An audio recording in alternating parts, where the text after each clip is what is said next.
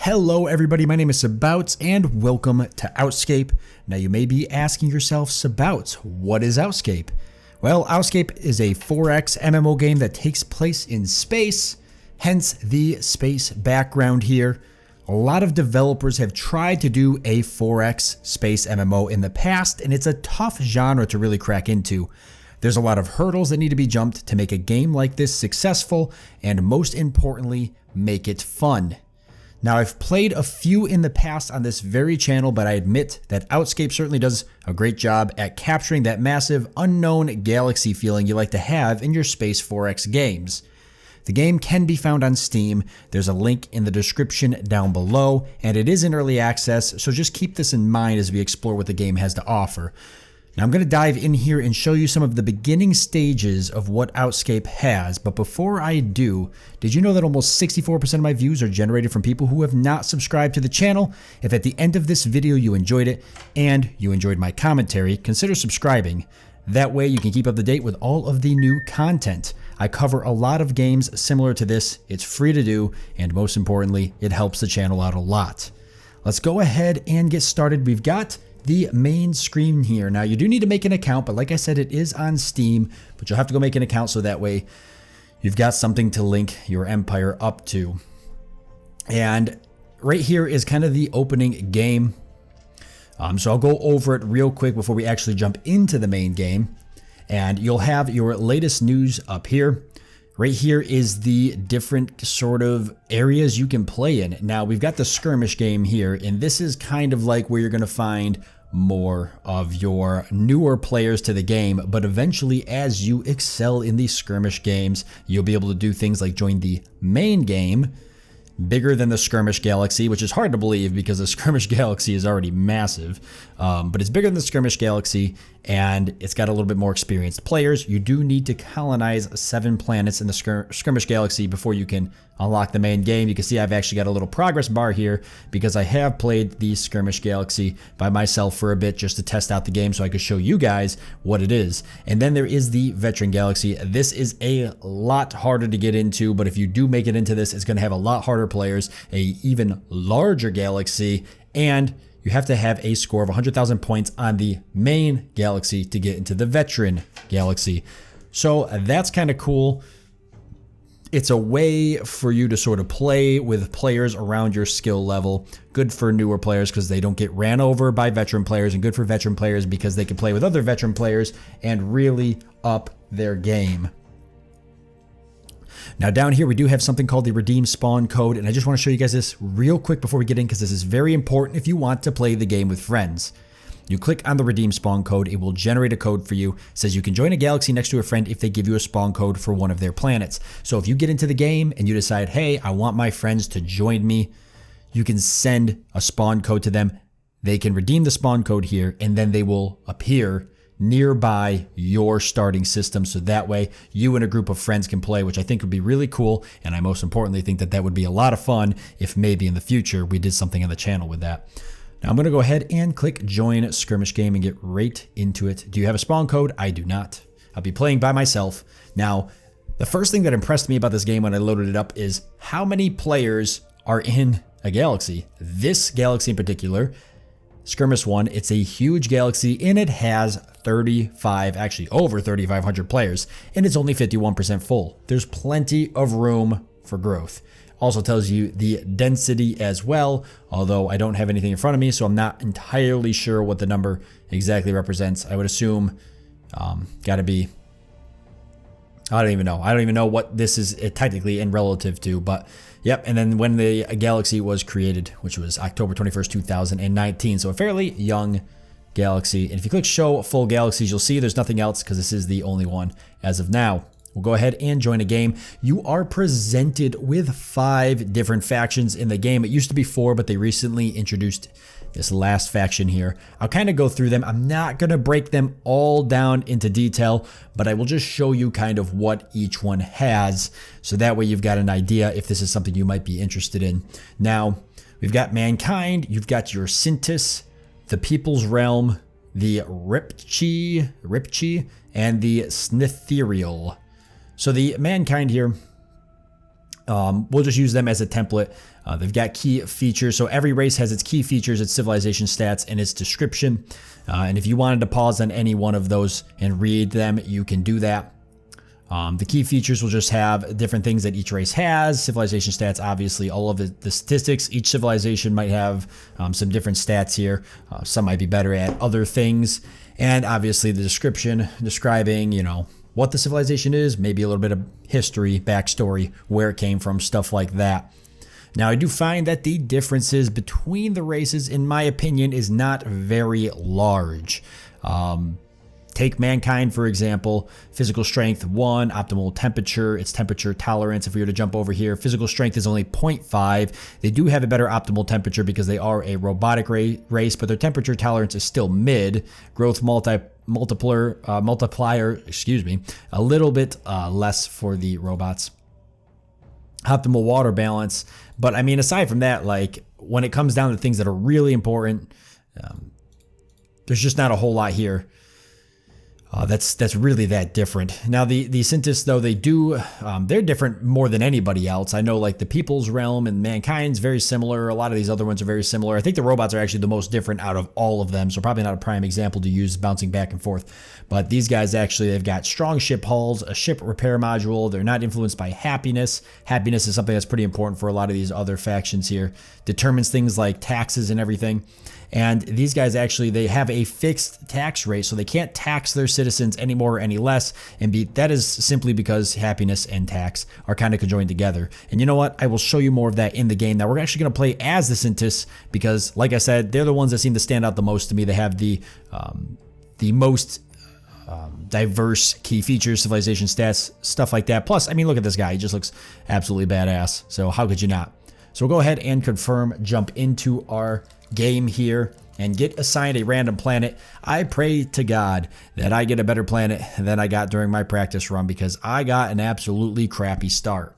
Okay, the start looks a little bit better already. So this does start you off with a tutorial, which I'm going to go ahead and close. The tutorial is pretty good though. So if you jump into the game, you don't have to worry about being completely confused by everything. If you don't understand something, you can always go through the tutorial. I went through the tutorial. It's very well put together. And it's simple and easy to learn and navigate. So coming in here, first and foremost, this is our starting area. And this is sort of what we know. It's kind of like our sort of bubble of awareness, I guess you could say. Everything within here, we can kind of see the systems and we can see their names, but that's all we can see. And we can actually see something here, which is an unidentified flying object. This is a first for me seeing it outside the system. I would almost guarantee that that's another player, but we don't technically know anything about them. It's a completely brand new species to us. And some sort of object hurtling through space. But this is kind of our sphere. So if we zoom out, you can see that the galaxy's fairly large. Every star here can be visited at some point. So there's a lot. And with 3,500 people in the game, you would expect that. Now, I had in my practice game started someplace over here. So this is completely on the opposite side. No way I could even find my old empire. And I don't even know if it still exists after I got out of it. But we can see here if we click on, actually better yet, we could go zoom right into the system. And you can go all the way in. And there we go. So here is our system. Most importantly, here is our starting planet, everything like that. I'm just going to jump into here real quick and into the settings just so I can turn off the tutorial. I wanted to show that it was there, but I don't want it here bothering me. Okay, so here is our starting system. Now, if I go over the stuff up at the top left-hand corner, what you've got here is you've got the actual credit income. This is what you're going to be earning as cash in the game, and you earn that through taxes. Probably some other ways to earn that as well. Over here, you've got something called your science power. This is how you're going to do your research in the game. Then you've got your colonies. We currently have 1 colony. You can have up to 14, and you can extend even above that I believe, later on the game through other means. And then you have your fleets, so essentially number of fleets and number of ships. We technically have 5 fleets right now, and while that seems like a lot, that's simply because all the ships we started out with actually started in their own fleet instead of being in a fleet together. Now, the very first thing we're going to want to do is we're going to want to jump into science and start getting a couple of things researched. And there's a pretty good sized science tree here, and it does take a while to get through a lot of this. Now you can click one here to get it started, and then you can queue all the way up to 5, so an additional 4 on top of which one you're doing. There's also a little handy thing down here which I really like called auto research, which will make sure that the game will continue to research even when you're offline. But it may not pick a particular route, so if you wanted to try to rush to something early, auto research might not help you with that, but it's certainly useful if you don't think you're going to make it back to the game for a set period of time. Now, we've got life support modules. It's actually going to allow us to transport personnel around between systems and between new planets we colonize. So that's something we're going to want to get. Over here, we've got deep space mining. So asteroid mining system and compact mining system going to help us get more resources. That's always a good thing. We've got science practice here, which is actually going to help us. We can get a research booster and increase research, and globalization over here, which is going to give us something called the depositor, which is just for boosting the economy. Then we've got some different weapons over here. Over here, we've got something called the Ulzine extraction. Some of this is going to be a little bit confusing, but it'll start to make sense as we get more and more into it. And synthesis tolerance to both warmer and colder temperatures. So basically just making more. This is like our particular, these are research areas that everybody has, but this is our particular research area that is attached to our race. So I'm going to start with the life support modules. We'll get that going. 6 minutes on the timer there. We're also going to grab ourselves the science practice. We'll queue that up. We'll queue up the deep space mining. Now I do want to get some new guns here, and we have a choice starting out. We've got the power cannon and the kinetic cannon. So depending on whether or not you maybe want to go more energy weapon or kinetic weapon route, you could of course pick both. You were not limited to one or the other, but kind of how you want to expand out. You know, do you want to try to focus only on energy weapons? Do you want to focus on only kinetic, or do you want to do maybe a little bit of both?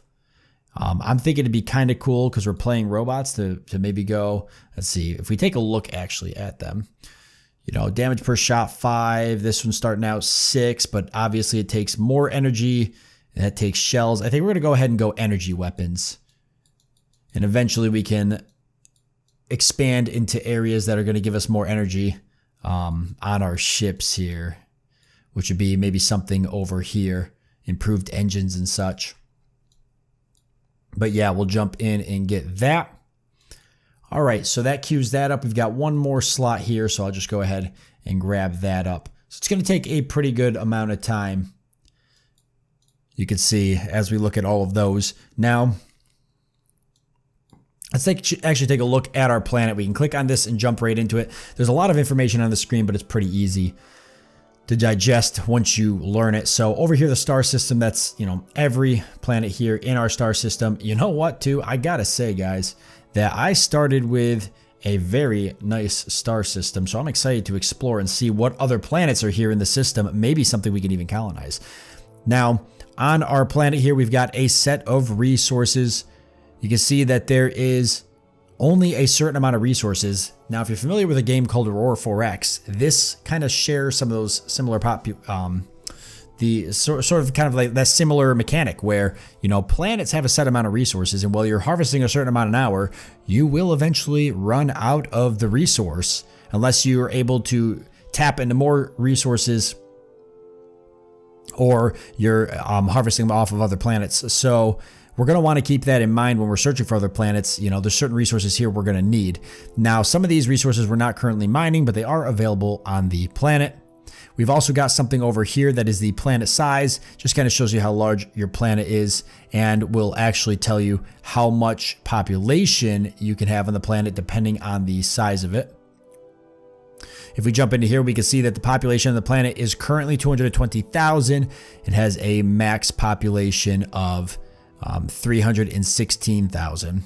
And that's our max population that we can build up to. The planet itself can hold up to 1.5 million, significantly better than my starting planet. Here's the tax rate. We cannot adjust it. That's part of our race here. But we do not have to worry about happiness, which is great. So that's going to be the set income we have. As we get more people, that income should go up as well. Now we have employment here. So basically just shows you how many people you have, how many of them are employed, how many jobs are available.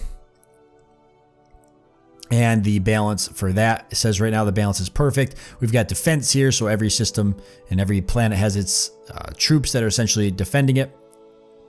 And then we've got power plants here. There's 10 power plants at this system. We're utilizing 920 out of our 1,000. I guess you could call it terawatts. So now if we jump into, say, the building queue, we can actually construct buildings on this planet. I think the very first thing we're going to want to do is get some mines up. And these cost a certain amount of resources. So this one here shows you, oh, it's actually megawatts. Shows you how many megawatts this one's going to produce or consume, I mean. Shows you how many personnel it takes to operate it, and shows you for this one we're going to be mining Farsu, so the mining speed on that. So we'll go ahead and build that, and we're going to go ahead and build this as well. Both of them are going to take 12 minutes. We can take a look and see what infrastructure we actually have on the planet. So we've already got some mines here, so we're building some additional mines to get more and more resources. You can see the 10 power plants we have here. We've also got some of these for housing. We do have a depositor here, a couple of other things. We've got a shipyard in orbit. We've got some bases here for defense. Eventually, these things can be upgraded. So you'll want to keep that in mind as you progress through your research. You want to come back to your planets and upgrade those. Now, since this place does have a shipyard, we do have the ability to build ships here. Now, you actually go into here and you can design ships. We don't start really with a design. We do have the scout here, but we're going to want to sort of change that around compared to the scout ship that we currently have. This is just a very, very basic ship. I'm thinking we are going to want to alter it, and probably to alter it, we're going to want to put maybe some new engines on. So you can click on this and equip them here. All these components can be dragged and dropped down here, and you can see slots where it can be equipped. You can make the ship bigger or smaller depending on what you want it to look like. There's different body styles and stuff. There's all sorts of stuff. So it's kind of cool because you can build your ships to be really unique to your race and how you play the game, equipping certain things to it. I think that's a lot of fun. We're going to go ahead and put a base scanner on here. Actually going to allow us to scan some different things. And we're going to go ahead and put some of these are fuel tanks, and the fuel tanks will make a little bit more sense when I get to that part of the game. All right, so we got to actually research this, and to do that, we've got to give it a name. So we're going to call it the Scout MK2. I think that's the best way. Actually, we'll call it the MK1 because we don't technically have an MK1 yet. It's the best way to usually keep up with, at least for me, what ships I've done and which ones have been upgraded. So that's getting researched. Going to take about 3 minutes. We'll go ahead and let that research. There's a colonizer here. There's freighters you have to build. Eventually destroyers, frigates, cruisers, corvettes, all sorts of cool stuff. But we'll let that Scout MK1 get done. And then we can build some scouts with it. But we do start with a couple scouts here as well as some colonizers. And I'm going to show you guys next on how all that works. So we could take our scouts and we can actually head off and start scouting these planets. And we don't actually have our system scouted. I think this is really cool. I personally like games that start you off in the very beginning where you absolutely have no idea what's in your system. It's unique, kind of just the excitement of wondering, you know, what's in your own system. Did you get a good system? Did you not get a good system? Is it, you know, what kind of resources do you have? Stuff like that. And we've got our first enemy in the system. We actually have a pirate here. This is an AI faction, so you don't have to worry about a player coming in and ganking you right out in the beginning. And we can actually see a couple of things. His ship HP, fuel available, stuff like that. We can even zoom in on him and see him as he's coming in pretty fast to our planet. He's got a little ways to go though. Click on him and get some information. Thruster speed, hull, flagship level. All right, so we're going to want to fight this guy. And our scouts actually have the ability to do that. They are equipped with some weapons. Not a whole lot, but they do have some. Some armor, some shields, and kinetic weapons. Kinetic DPS. So we'll take both of our scouts here. Oh, yeah, and here's our planet. But we'll look at these real quick. Let's take both of our scouts. Let's get them grouped up real quickly. Okay.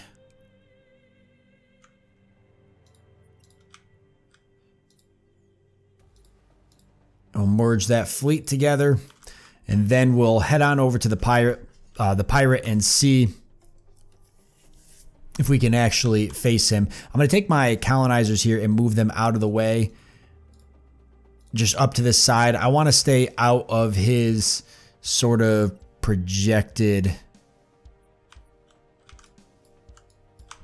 path, so he doesn't hit a colonizer, because these are very, first of all, you don't start the game with the technology to make these, really. So if we lose them, we're already starting the game off on a bad note. All right, there we go. And our ships actually, this is really cool about the game. Rather than just flying straight to them, they have calculated at what point they'll make contact by entering the pirate ship's his projected path. And then they'll fly towards that, so that way they don't end up just chasing them down, which I think is really, really neat. So there we go. The battle is happening. You can zoom in and watch the battle if you want. It's not very interesting. They just are static right now, shooting at each other. And from what I understand, this will eventually be altered and updated. But for now, this is sort of a placeholder for combat until eventually there is a little bit more kind of involvement. But hey, at least there's something, so you can kind of zoom in here and just see, you know, your ships firing their weapons and dealing with the situation. And it says we have won the battle. Pretty obvious here. And there we go. He is dead. All right. I love it. Nothing better than a dead pirate, I tell you. So let's go ahead and grab our fleet now. And I would like to...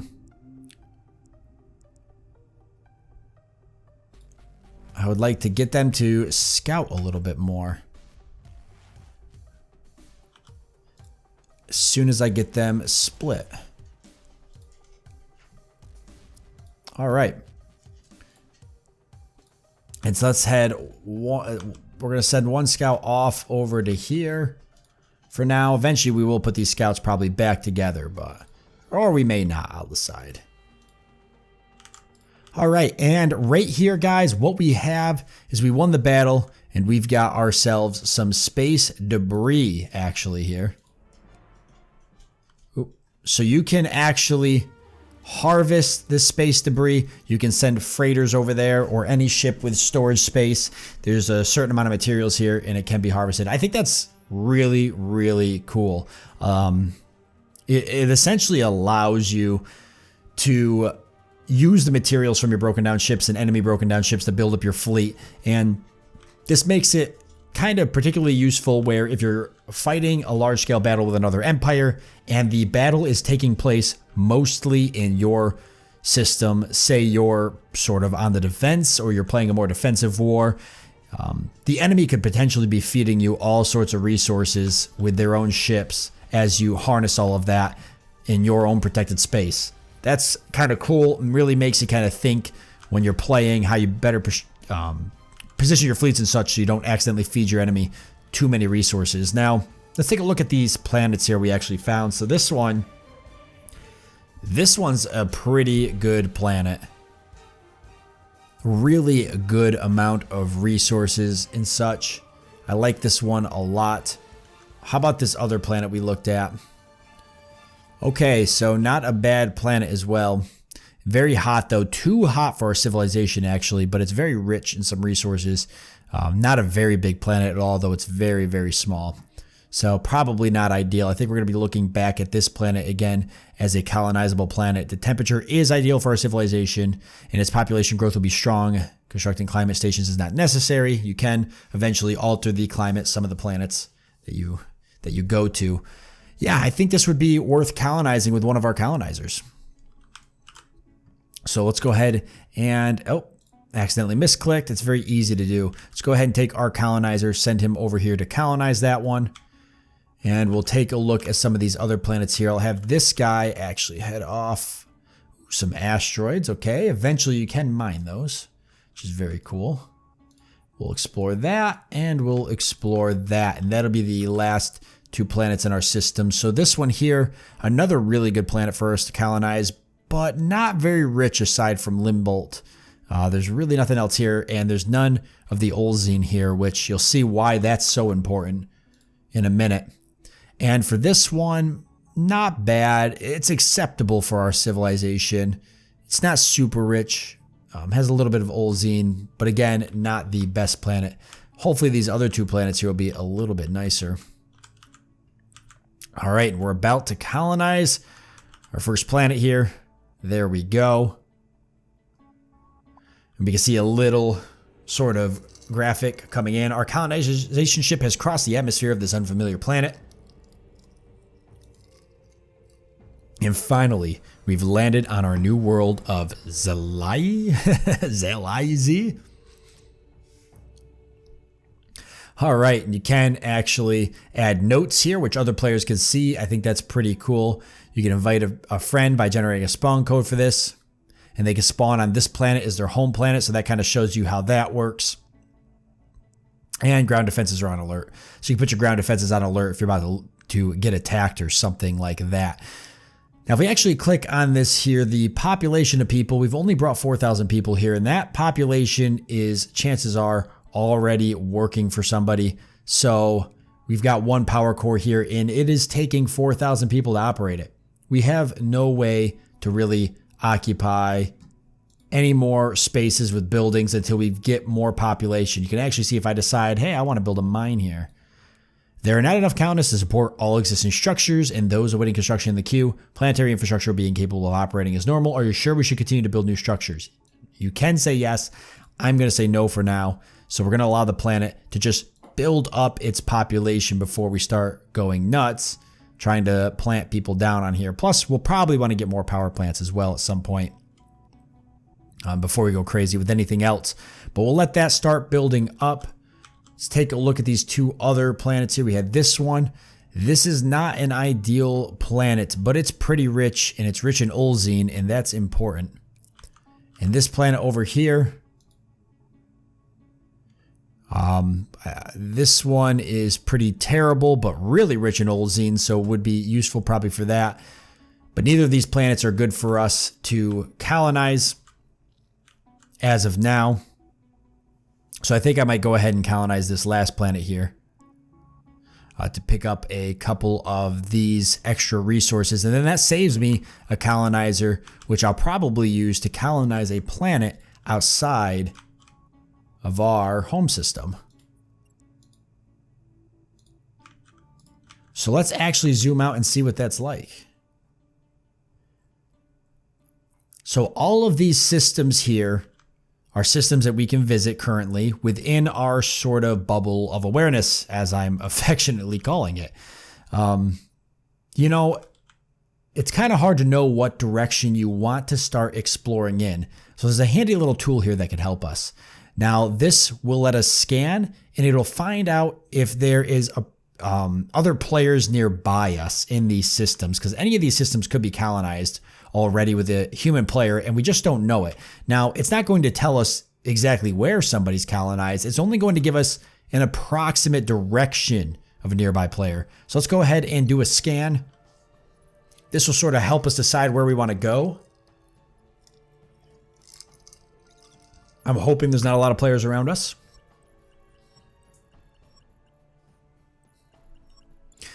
But it looks like there is. We've actually got 4 player colonies nearby us, and we can chat with any one of these players, if we want, we can send them a private message, but I think we're just going to try to stay on the down low for now. So over there, so it's pretty obvious probably what system they've got.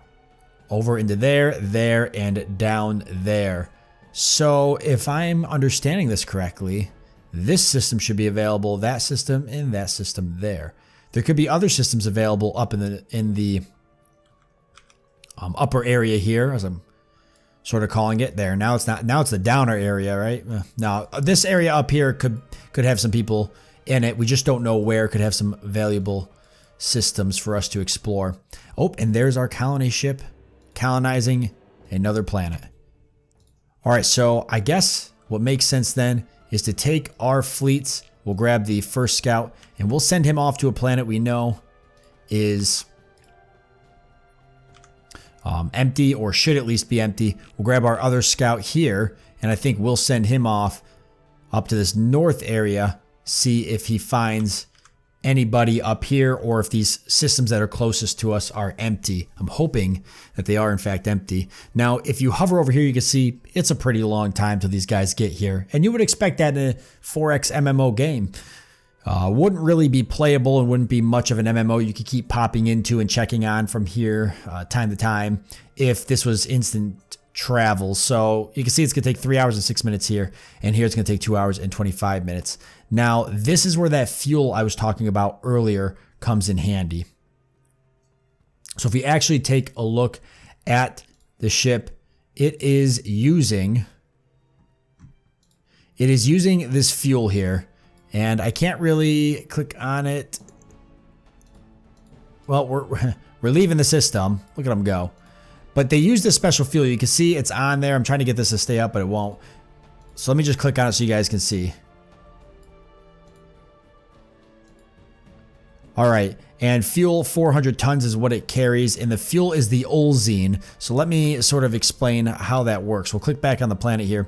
So this fuel is used to help your ships warp a lot faster to different places. Now, you can send your ships without using the fuel, but it takes, in my experience, double the time to head to any location. So if we, say, wanted to send these guys without the fuel, then we can click on this here, disengage boosted warp, travel as fast as possible without using Olzine free warp. So right now it says 3 hours and 4 minutes. If we turn that off, then it's gonna take 1 day and 10 hours. Wow, so it's actually like quadruple the time. So I was wrong. My estimates were wrong by a lot on that. Obviously we want that running, but what ends up happening is ships need these fuel tanks, and you need to have the fuel available in your empire to actually go and explore these locations at a halfway decent pace. If the scouts or any of your ships run out of that fuel at any of these systems, they're gonna have to come back and refuel. It's gonna be a problem, which means it could take them a long time to come back home. Or if you had to intercept a fleet, an enemy fleet coming in, and you didn't have the fuel available, that could be a problem as well. Which is why eventually things like refueling ships, or having planets or stations in farther away sectors as refueling points can become pretty important when your empire expands outwards. So it's just something you want to keep in mind with the importance of that fuel. Now we have diplomacy here, but I'm not sure if there's a whole lot in the game yet in terms of diplomacy, but it's cool that the options are kind of here and they're ready to go. Over here is our design screen if you want a faster way to get to it so you can design ships. So as you're waiting for your scouts to head off and scout other planets, you could design other types of ships you'd like to use. Right here's the galaxy overview.